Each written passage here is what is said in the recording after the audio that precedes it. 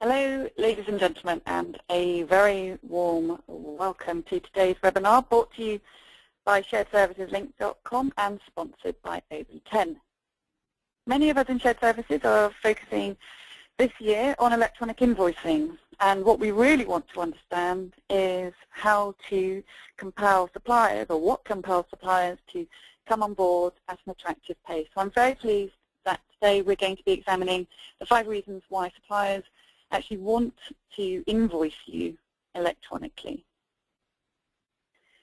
So let's have a look at our speaker panel today. I'm very pleased that joining me, Susie West, I'm the founder and CEO at sharedserviceslink.com. We have Trevor Stewart-Sweet, who's e-procurement manager at Premier Farnell, and Ernie Martin, who is head of global supplier marketing at AB10.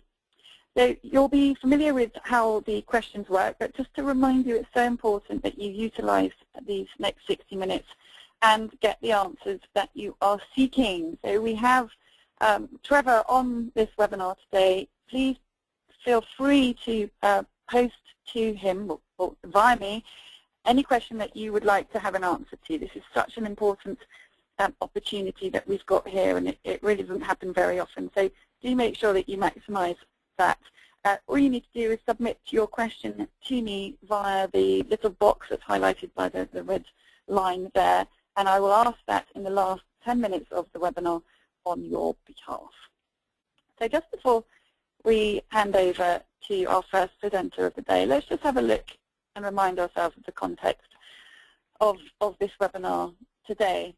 So electronic invoicing is a wonderful solution that's been made available, and it's been made available really in the marketplace for the last 10 years or so. But as far as your particular adoption success, it really is reliant, your project success is reliant on how many suppliers convert to electronic invoicing. So if you have your 100,000 paper invoices, your program is only as successful as the number of invoices that convert to electronic, and therefore the number of suppliers that convert is really, really very important to your program success, your project success. So you could easily say that converting suppliers is your single point of failure. If you don't manage to convert suppliers, then you'll be looking at receiving paper invoices moving forward, which is something that we clearly do not want to be doing in this age of shared services.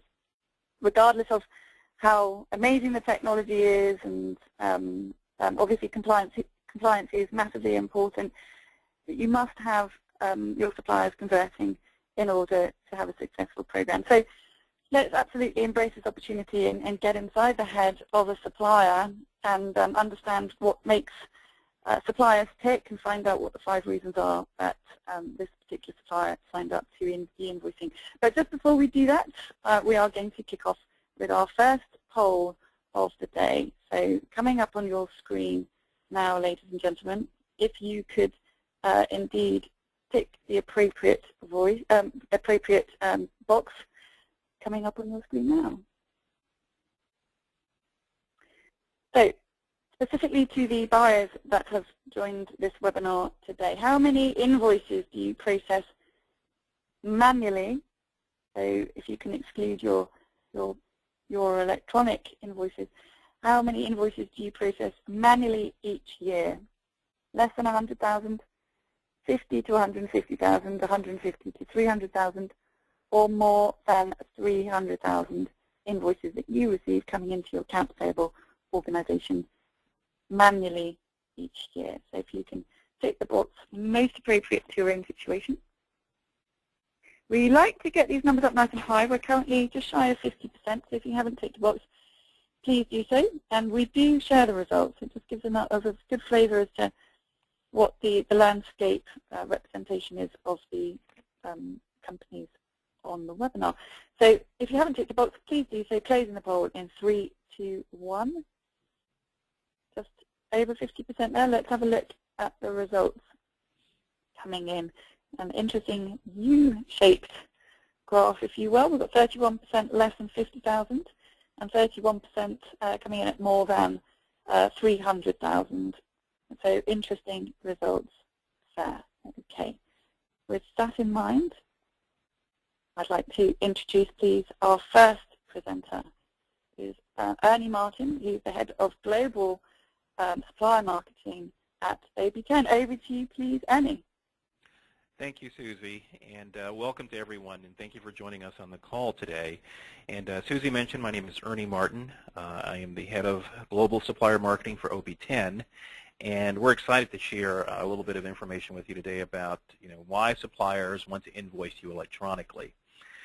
And so, as we do that, let's take a moment and touch on why e-invoicing should be considered in the first place.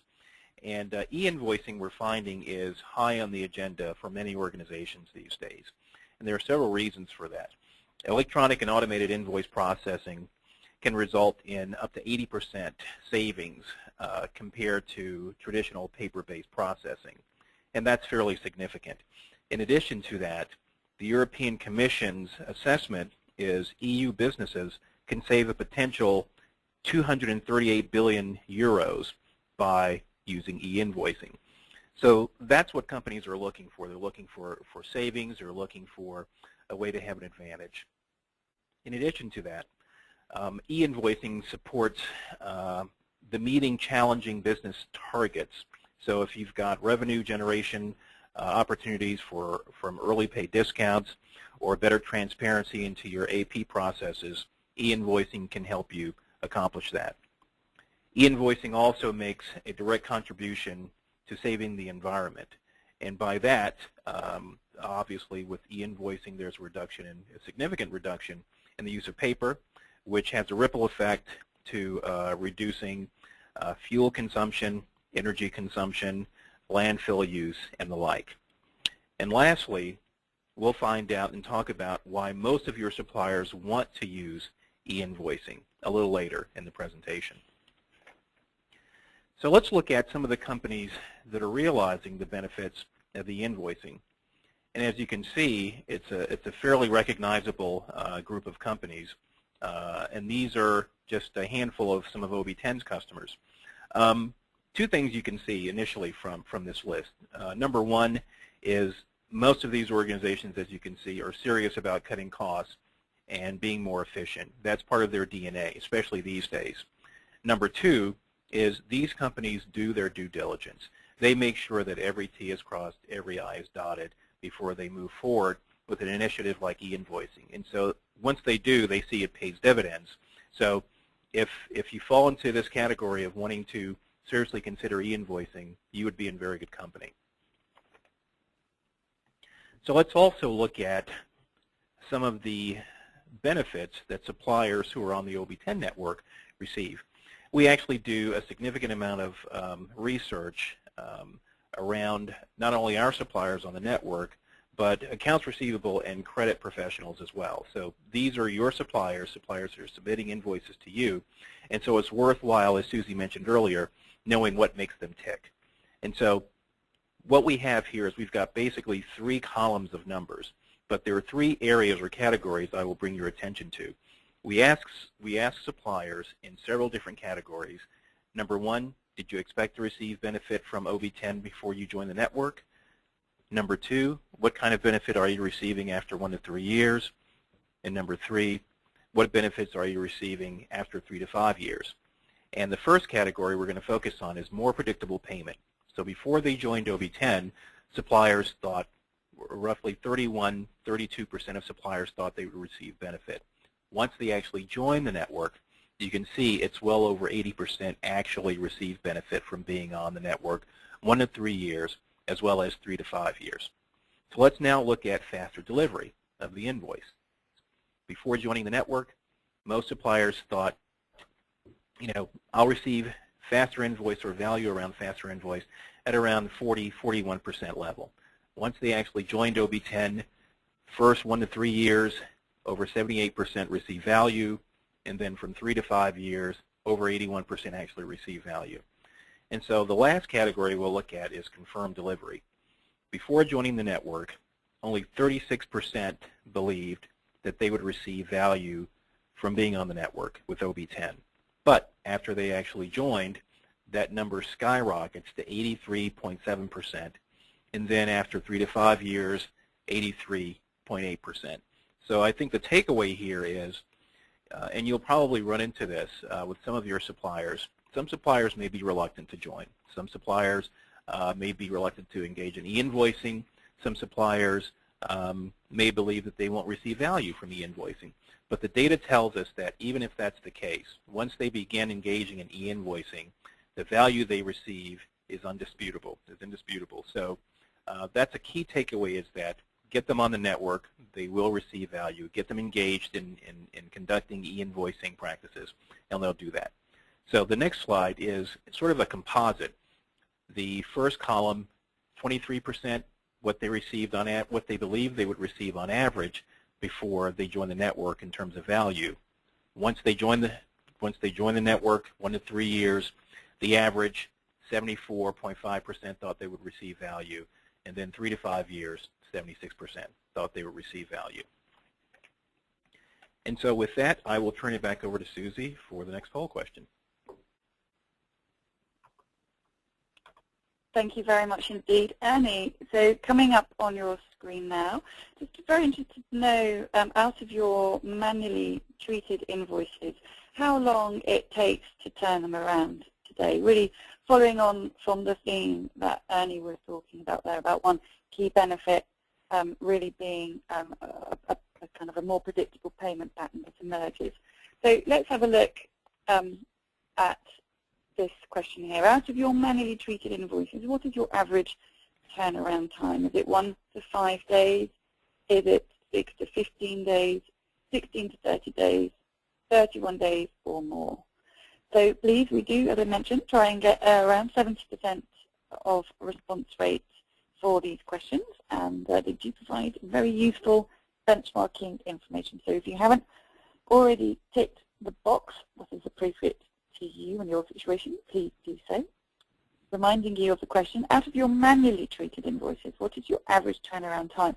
If you don't have the exact figure to hand, please give a good guesstimation, a fairly accurate guesstimation. Is it 1 to 5 days, 6 to 15 days, 16 to 30 days, or 31 days or more? If you haven't already responded, please do so. Closing the poll in 3, 2, 1. Let's have a look at the results coming up on your screen shortly.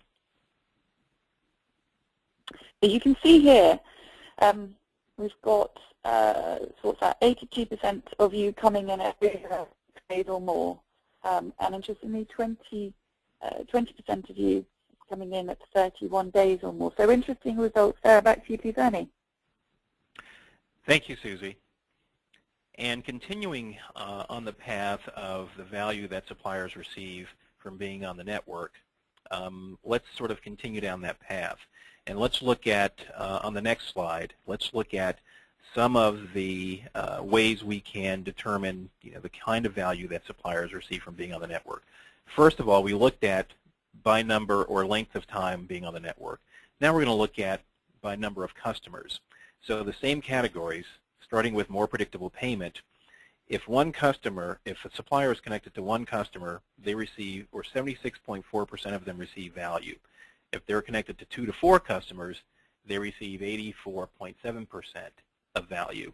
If they're connected to 5 to 10 customers, they start to receive 89% or over 89%, and then 10 or more, it still hovers in the mid 80% range.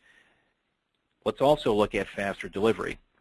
Faster delivery, if suppliers are connected to one customer via the network, 74% of them say they're receiving value. But now when you connect them to 2 to 5 customers, 82.2% receive value. 5 to 10 customers, 89.5% receive value.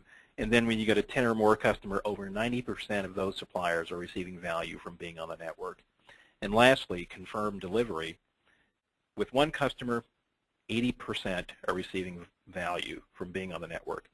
But then when you connect to 2 to 5 customers with those suppliers, 86.4% are receiving value, and that just continues to go up. So the takeaway from this slide is not only do they receive value from being on OB10 longer, they also receive value from being on OB10 and connected to more customers. So the more customer suppliers are connected to, the more value they receive from being on the network. And so on average, what that looks like is, those connected to one customer, on average, 69.8% of suppliers receive value. On average, connected to 2 to 5 customers, 77% of them receive value. And then connected to 5 to 10 customers on OB10, 83.3% of them receive value. So the more connected they are, the more value they'll receive. And finally, let's talk about this notion of the fact that suppliers want to submit electronic invoices to you. And the question may be, how do we know that? Well, every year, OB10 does a survey in partnership with the Institute of Financial Operations. We poll accounts receivable and credit professionals in the UK and the US. And we ask them a series of questions about their habits and practices around collections, around e-invoicing, around traditional invoicing, etc. And one of the questions we ask is, do you believe that by invoicing your customers electronically, it can expedite the collections process? And what we mean by that is reduce mail time, confirmation of invoice receipt, fewer lost invoices, more predictable payment, etc. And so the response rate is, again, can't argue with it. 85% of respondents believe, yes, e-invoicing does expedite the collections process. Because what it boils down to for suppliers is, as long as they can get paid, if not faster, then at least more predictably. And it's all about collections with the vast majority of suppliers. So that's a key takeaway. So if the question ever comes up, does my supplier want to do this, the evidence is overwhelming that yes, suppliers do receive value from this, and yes, they do want to do this. So with that, I will turn it back over to Susie for the next poll question. Thank you very much, Ernie, and very compelling statistics there, so that's very useful indeed. So let's find out how you're actually processing invoices today based on that very insightful information that Ernie just shared with us there. Let's compare that and see how you're processing invoices today, because you can see that suppliers are wanting you to invoice them electronically. Let's see how many of you are. How do you currently process invoices today? This is a multiple choice, so please select all that apply. Manually via paper, scanning an OCR, through EDI, through e-invoicing networks, or are you receiving invoices from your suppliers via emailed PDF, which some people refer to as electronic invoicing, but we at sharedserviceslink.com certainly do not have that within our definition.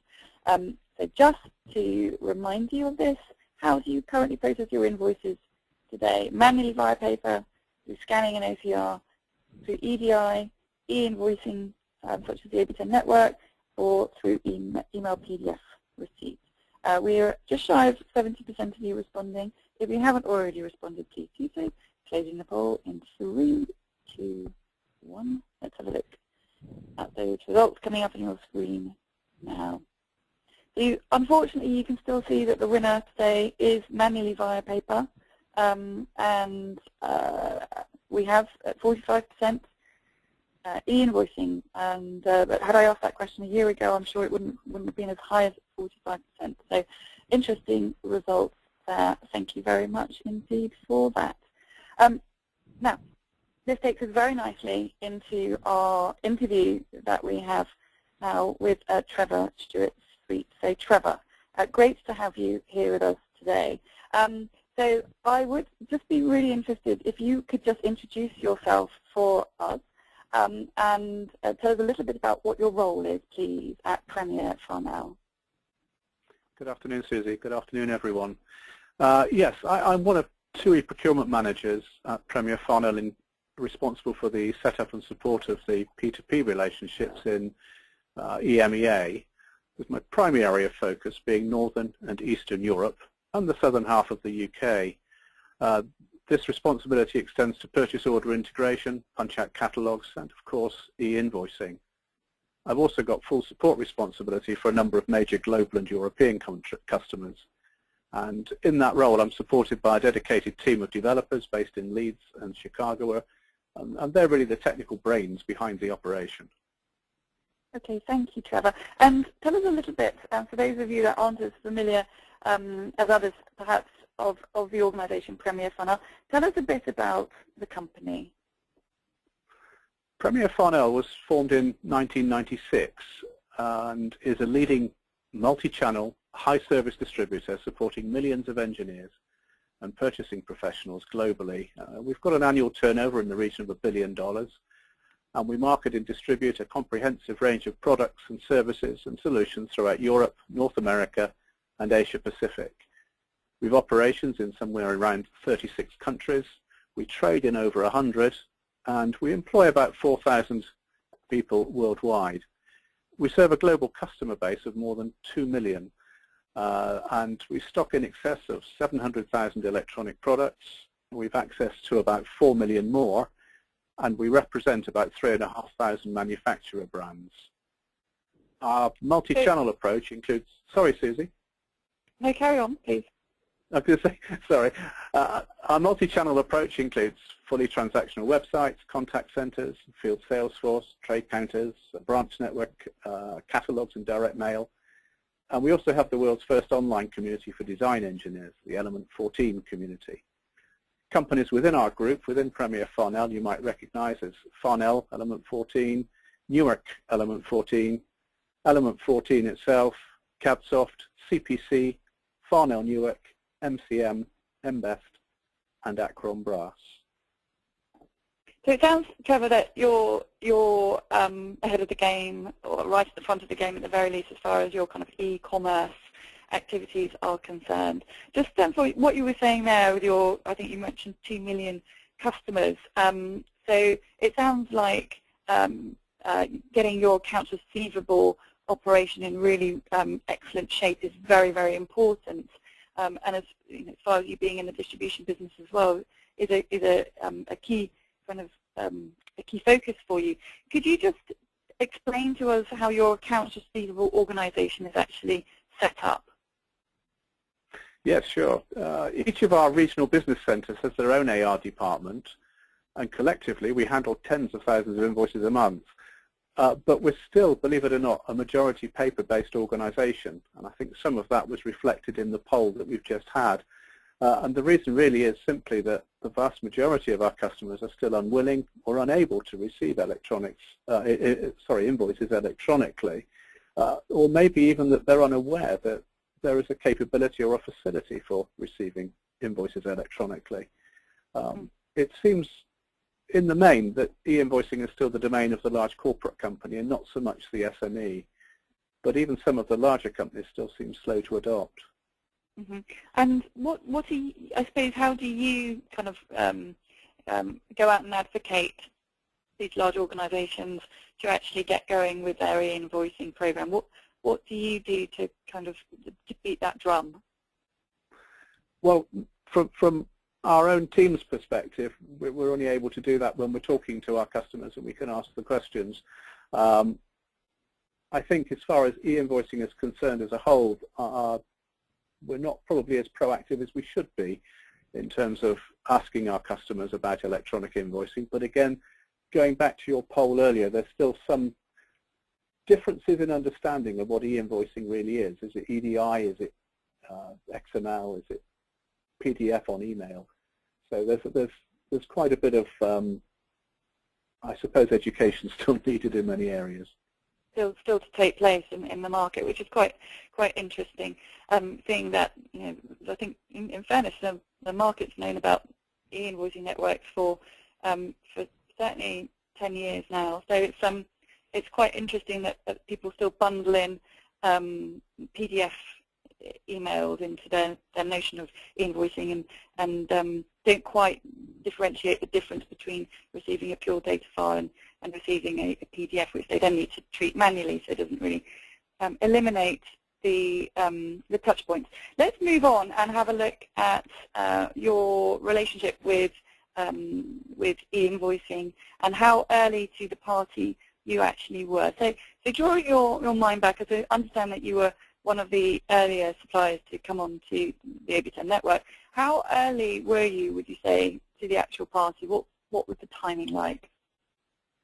As far as e-invoicing was concerned, I think it was way back in the early 2000s, maybe 2001, 2002, that we started as a business to consider electronic invoicing. And we actually took the initiative and invited a number of third-party providers to our Leeds office for discussions with a view to forming a partnership. And OB10 was certainly one of those that we invited.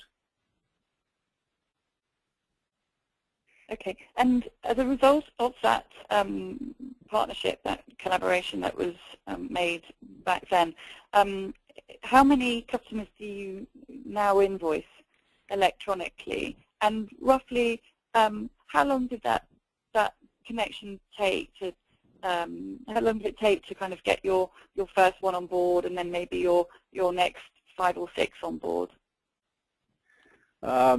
That's really asking me to stretch my memory back now. We've got around about 70 active buyers on OB10 at the moment, and I think it was a year or so before the first one came on board from our initial discussions with OB10. But if I'm honest, it's so far back I can't really remember.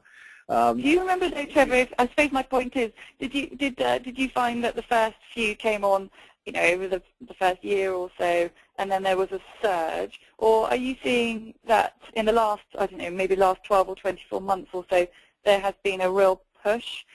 What are you seeing in terms of with your 70 customers that are asking you to invoice them electronically?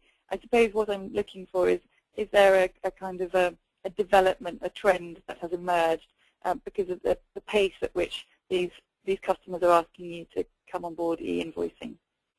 Yeah, sure. I think after the initial slow start, there was a little bit of a flurry, and then it steadied down a little bit. But over the last 2 or 3 years, we've seen a steady increase in the requests for customers to come on board. Okay. And talk to us a little bit about the volume that you're pushing through electronic invoicing. It's probably it's not that huge at the moment. I think I had a quick look this morning, and it looks to be around about 12,000 invoices a year in the 70 active buyers that we have. Mm-hmm. Okay. Now, as far as what buyers on this call will be very curious to know is, what was the compelling event? So what was the compelling event that motivated you to actually make the leap of change from sending the paper to then signing up to the network? What was the thing that actually triggered that change? Well, the main trigger was the need to be automated on the whole of the P2P process. But in parallel with that need for automation, we were very, very concerned initially with compliance with international regulations and also the number of countries that could be fully supported. There was then some concerns around technical capabilities and also the onboarding process that we would have to go through with whomsoever we chose as our first partner.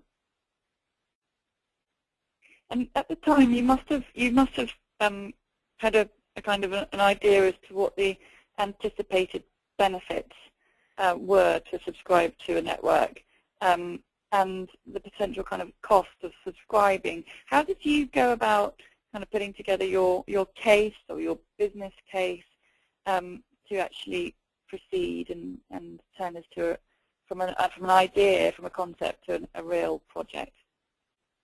Okay, well, I think there's sort of 2 questions in one there, really, because the first one was the perceived benefits. The first, I think, one of the major benefits was that we have a one-time connection with OB10, so we don't have to make lots and lots of different connections and work with lots and lots of different technical teams. So our technical setup as a one-to-one connection with OB10, and then therefore a one-to-many to our customers, has simplified things greatly. The other benefit was that we could be confident, certainly with OB10, who in fact we did choose to be our first partner, that they were indeed fully compliant with all the necessary regulations, and that they were able to upscale with us and add further countries as and when required. So in terms of the benefits that we would see ourselves, they were the sort of the major ones. Obviously, alongside that, there's the cost saving due to automation. And the other benefit that we found with OB10 certainly was that they effectively managed the onboarding process and the recruitment process from the customer side. So we weren't needing to go out quite so actively, perhaps, to our customer base and recruit or onboard. In terms of costs, yeah, there's a cost involved, and we examined those very carefully. And what we did was we compared the overall cost of engagement with the current cost of or the then current cost of manual paper invoicing. And in early adoption days, I think it was probably fair to say that it was coming close to be cost neutral for us. But as volumes have increased and as we've got more customers on board, as you saw from the poll earlier or from the survey results earlier on, it's certainly become more cost effective for us to send e-invoicing over against paper-based invoicing. There is a sort of a parallel to this. There's a lot of companies that we're aware of, or a number of customers or companies that we're aware of, that are advertising free e-invoicing facilities to suppliers. It's true to say that we've not yet been approached by any of those as a result of customer requirements. But again, should any of our customers start to use such companies, we would need to consider very carefully before we proceeded to ensure that they were fully compliant, and also to make sure there were no hidden costs behind the onboarding process, etc. So I think overall, what we pay for our e-invoice service has actually proved to be very cost effective. And Ernie showed us a couple of bar charts there, really obviously showing that there was a development over a 3-year period where the more buyers that a supplier had coming on board and the more invoices that they put through the network, the greater the returns were, or the greater the benefits were. How much do you concur with those bar charts on those earlier slides? I think I'm very much broadly in agreement with them, because it really is to a certain extent a question of scale, and as you scale up, obviously your actual costs are then reduced. So yeah, broadly in agreement with what those results findings were. Okay, let's have a look at the onboarding process. Now, when we talk about e-invoicing at Premier Farnell, I understand that we're talking largely about the OB10 network that you use. So if you could just walk us through what your process was when you onboarded, but also I'd just like to layer on top of that what your onboarding process has looked like for you, not just for the first one, but for some of the other 70, well, obviously not all of them because we don't have time, but for the first time that you connected and then some subsequent connections that have happened after that. I think we learned a lot of lessons maybe the hard way in the early days. The first onboarding probably took a lot longer because we had to align our messaging. We had to do quite a lot of testing, and there were a number of things that we probably hadn't quite thought through in the way that we should have, in hindsight, that we should have done. Maybe come to those in more detail a little bit later, but essentially the current process with OB10 is technically very straightforward. Our communication routes have already been set up and proven, and so we can proceed with minimal testing prior to go live. Our biggest issue really is the need to correctly and accurately identify with absolute certainty each and every required billing identity from our customer side. We particularly often have customers with multiple bill points, and each of those have got a different entry in our back office records, which means that we send paper invoices to different addresses in different parts of the country. So what we've set up with OB10 now is that we won't proceed with a new request until we've received copies of the paper invoices from each and every required billing entity, so that we can, without doubt, identify which of the billing accounts in our back office system needs switching over to the electronic route.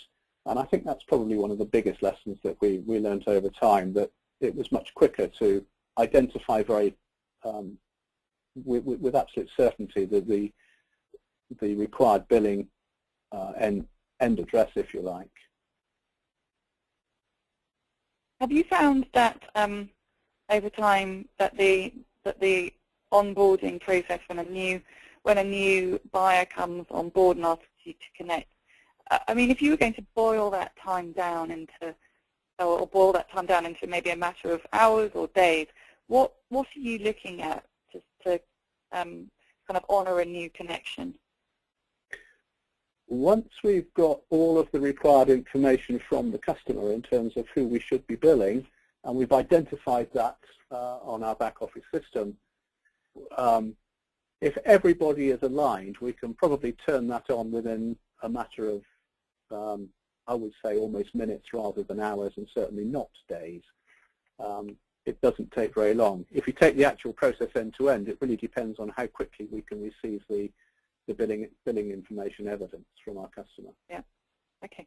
And what's your view? Because obviously there's a very, very key piece of advice that you've just extended to the buyers on the line, which is to make sure that when you're asking your suppliers to connect to a network, to actually share with them the invoice number, maybe the last invoice number that you're asking them to be converting to electronic moving forward, so that they can exactly find that document type. So that's a very important piece of information. How do buyers know, because this is something that I come across quite a lot, how do buyers know who to contact within their suppliers? Suppliers like Farnell, large organisation, 1 billion turnover. So obviously there are many, many people that they could reach out to, but they want to make sure that they reach out to the right individual. And that often is the biggest issue for them. What's your advice to them regarding finding the right person in the organisation to have that conversation with? That's a very good question, and one that's given us quite a bit of cause for concern in the past, and sometimes has introduced some quite considerable delays with onboarding. I can only speak for Premier Farnell as a group. I can't speak for other suppliers, but from our point of view, we find it far better if our buying community would allow OB10 to make the initial contact with us, because they know who to contact in our organisation in order to facilitate the onboard process.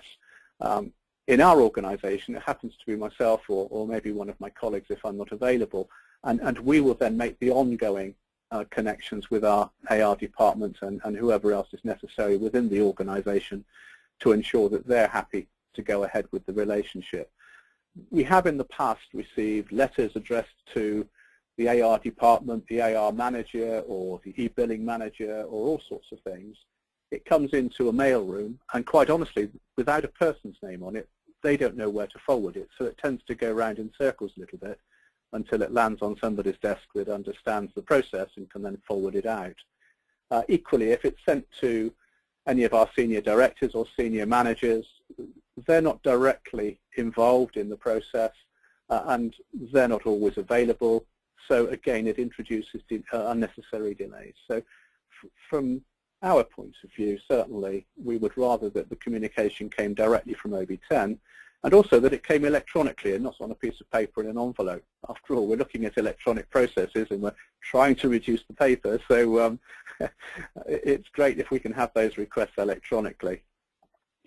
I completely agree. So also let's just spend a moment on the communications, because sometimes buyers are wanting to send out a mandatory message. There's huge debates in this market about, do you send out a mandatory message, do you send out a softer message?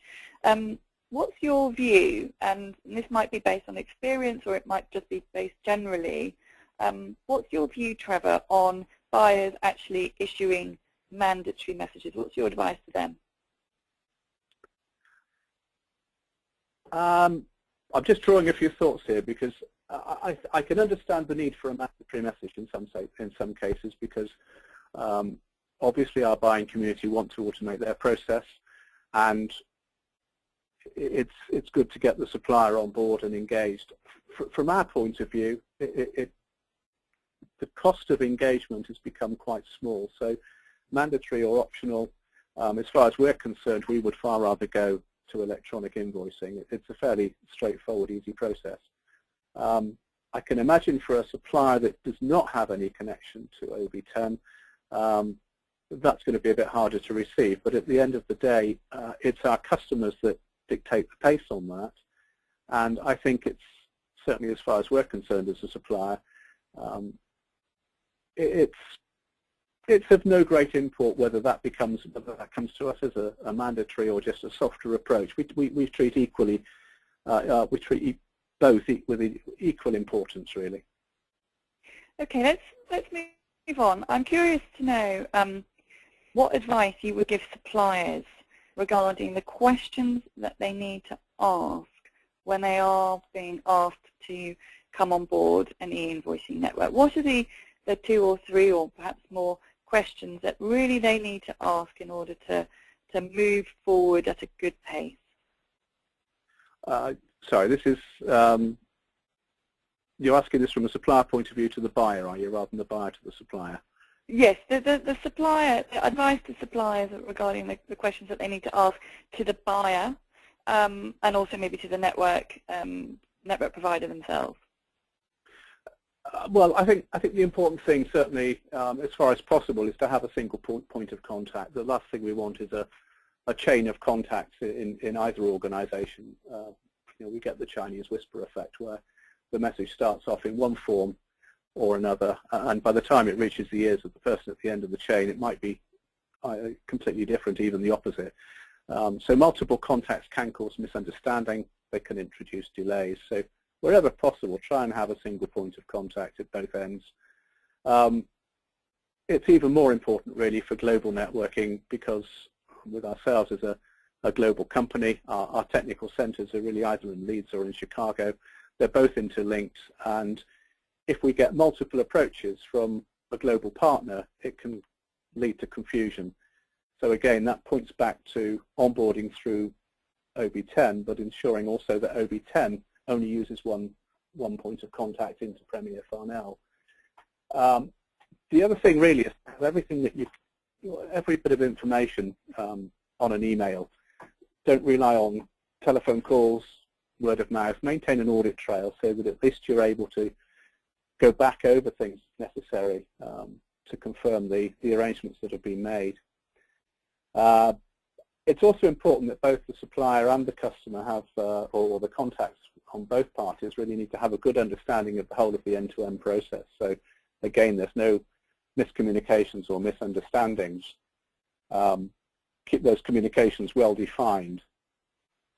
Something else which I think has come up occasionally, from a supplier's point of view, to check with the buyers what tolerances have been set up on the invoicing end, because things like VAT gets rounded. Sometimes, especially with ourselves, we have more than one or two decimal places. We in fact got to 5 decimal places on unit prices.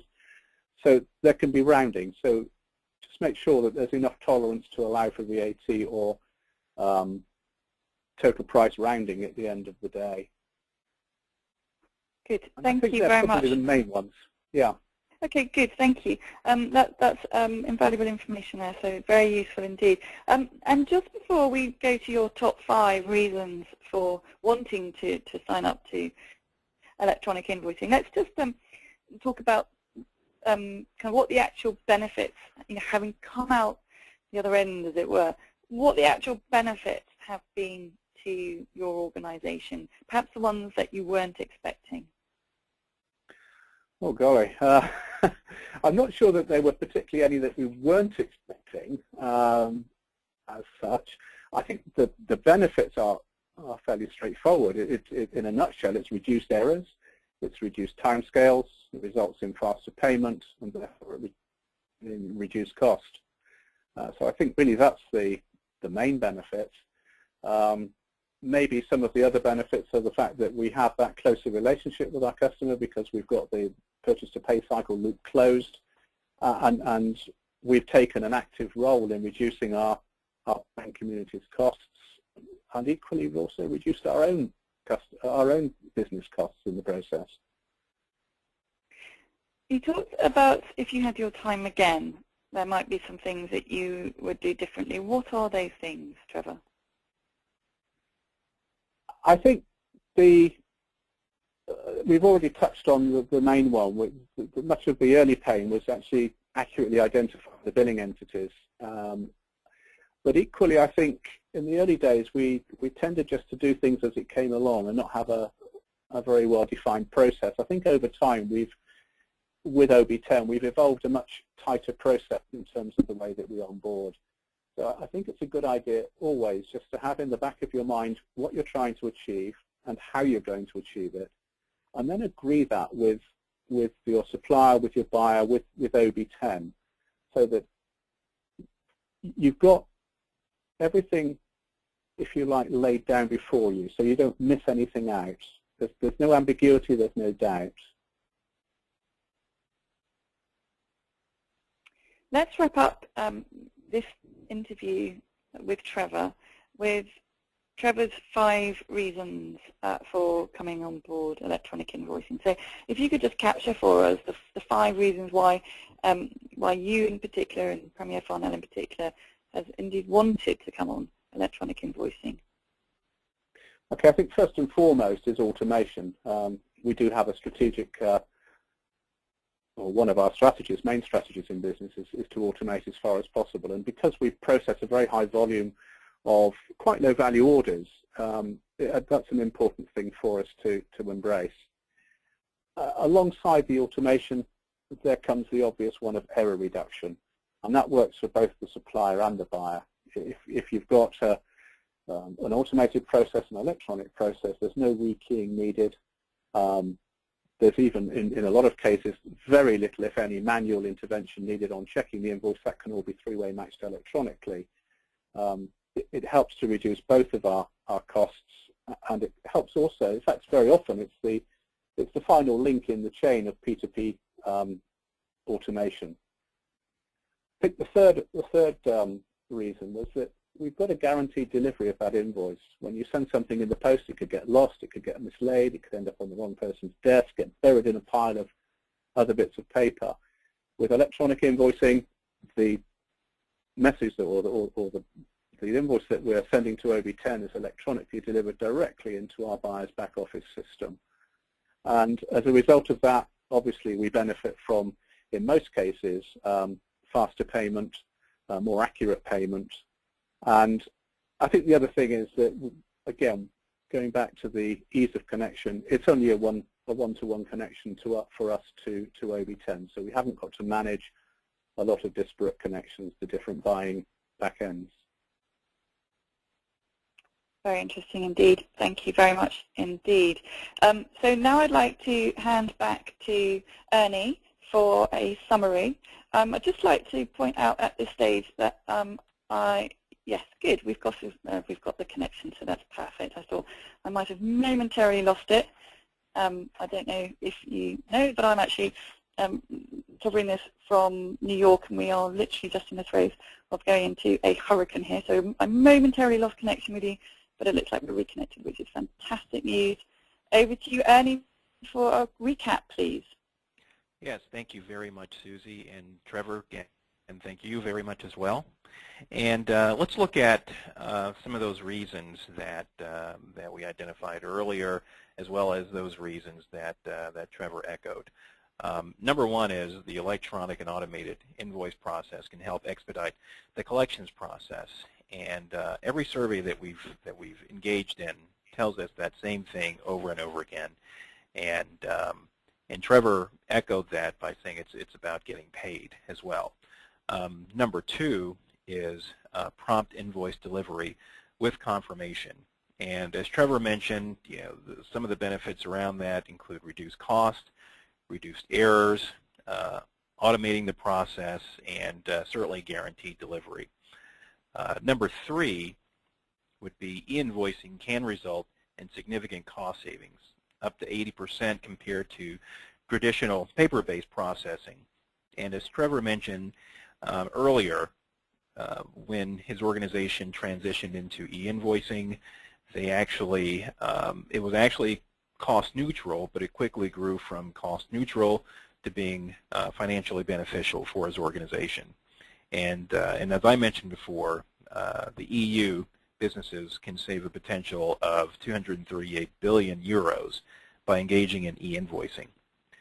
Number four would be e-invoicing enhances supplier relationships through increased prompt processing and visibility of invoice status. And as Trevor mentioned, the desire for his organization as well as a number of other suppliers is that more of their customers would accept e-invoicing. And he also mentioned that e-invoicing helps to close the P2P cycle, so that's very beneficial for suppliers. And then number 5, the opportunity to get paid faster by facilitating early payment discounts, typically 1.5% to 2%. And so suppliers can get paid faster even if their organizations or their customers' organizations have payment terms of 30 to 60 days or longer. So we also talked about how most of your suppliers want to use e-invoicing, and as you heard from Trevor directly, that certainly seems to be the case.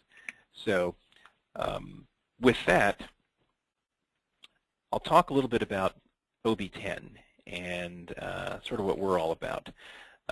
OB10 is the trusted e-invoicing network globally, so we are the undisputed leaders in that space.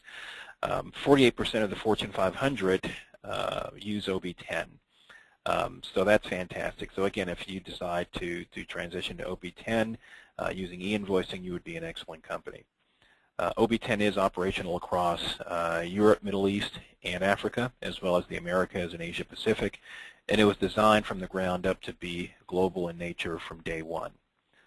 We also process over $140 billion of commerce through the network annually. In addition to that, we integrate with a variety of host systems, so whether the customer or the supplier is using SAP, PeopleSoft, JD Edwards, or a homegrown system, we can map and connect to that system. There's also a one-time connection. So as Trevor mentioned, he doesn't have to have multiple connections with multiple customers. He's connected to OB10.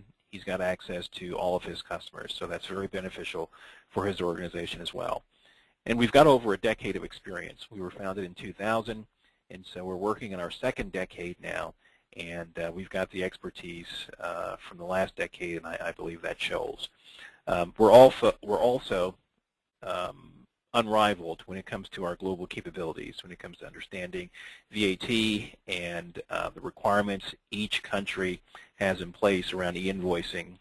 Nobody comes close. We are the experts in that area on both the AP and the AR side.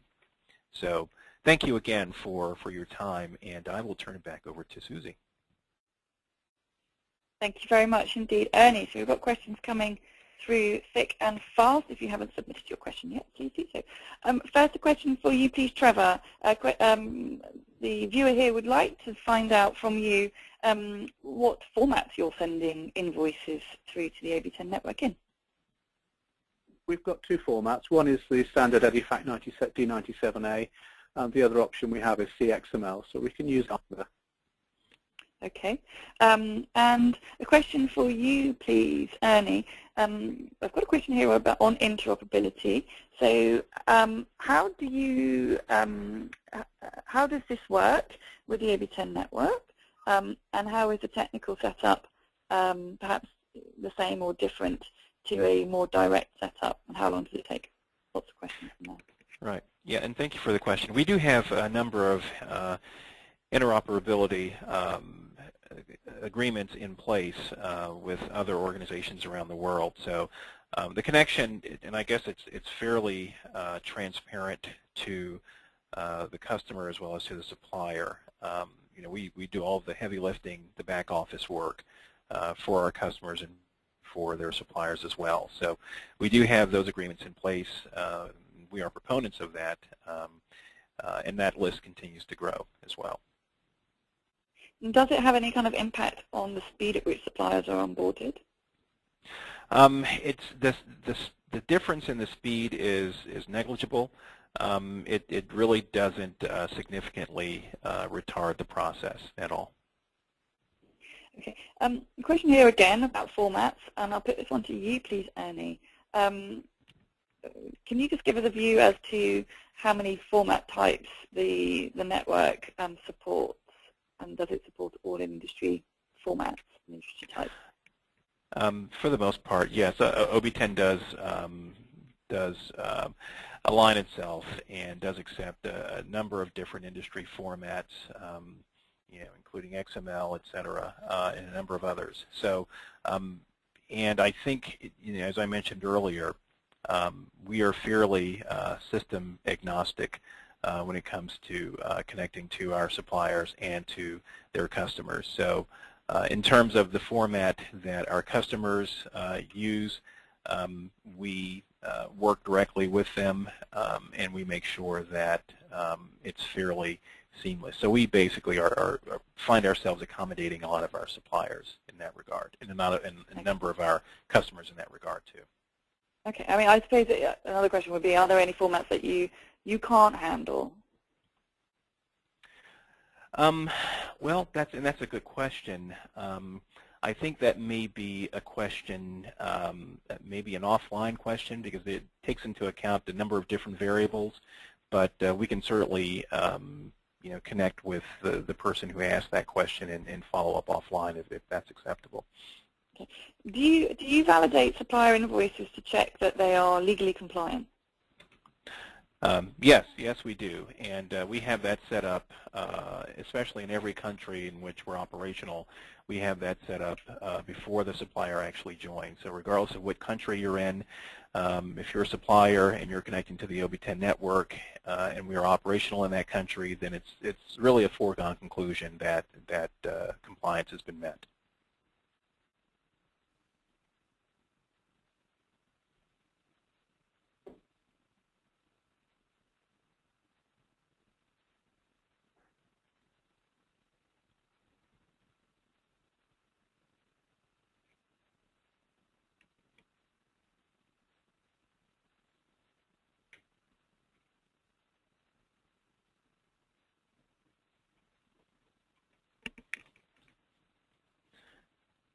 I'm not sure if we've lost Susie at the moment. I know she's got a hurricane coming through the area.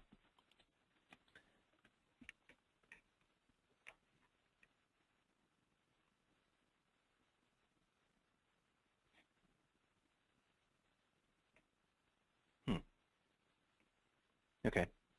Trevor, are you still connected? Yeah, I'm still connected. I think we just lost Susie. Okay. Yeah, I think we have. And I think I've got connection back again, so if you can hear me. Excellent. Yes. Hello, I've got connection. Hello. So sorry about that. That have come through. So as far as the supply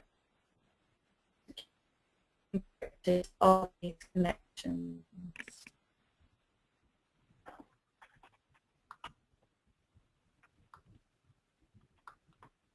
I think we may have lost her.